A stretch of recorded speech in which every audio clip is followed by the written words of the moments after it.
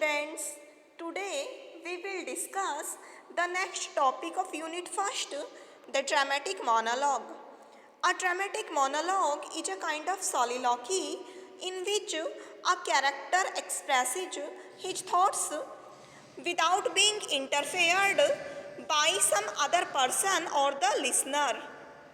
In other words, the dramatic monologue is a poem which consists of the feelings, experiences, and views of one poetic character in one particular situation.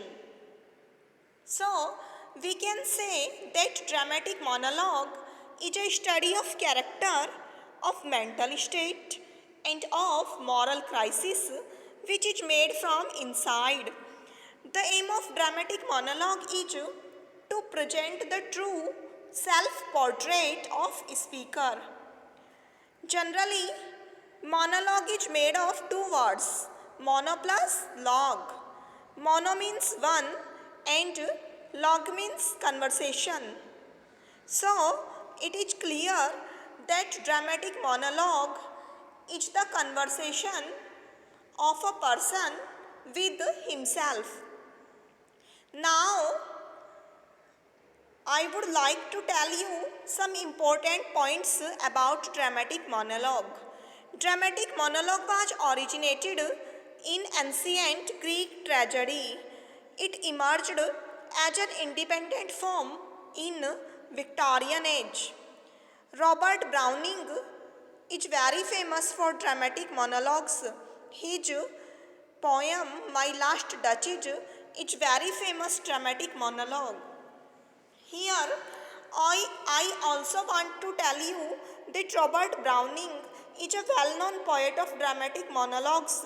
His canonization, A Valediction Forbidding Mourning, and My Last Duchess are considered the best dramatic monologues of English literature. The next topic of Unit 1st is the epic. The word epic is derived from the ancient Greek adjective epikos, which means a poetic story.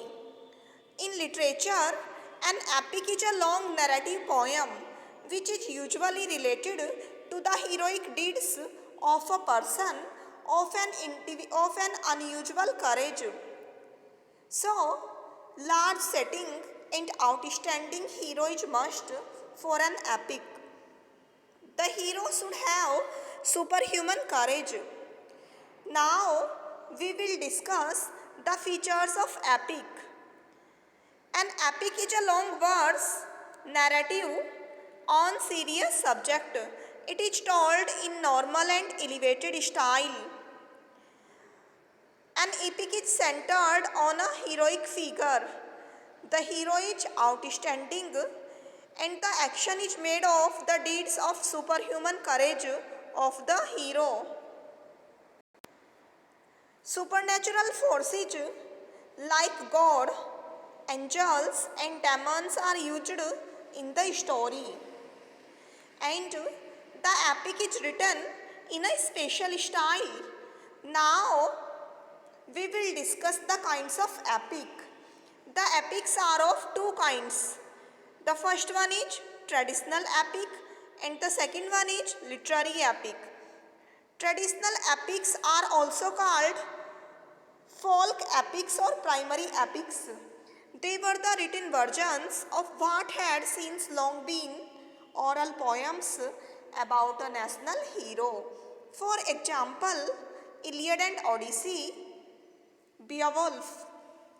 Now, I also want to mention here that folk epic is an old form of epic poem that was originally told in oral form. And literary epics were composed by individual poets in imitation of traditional form.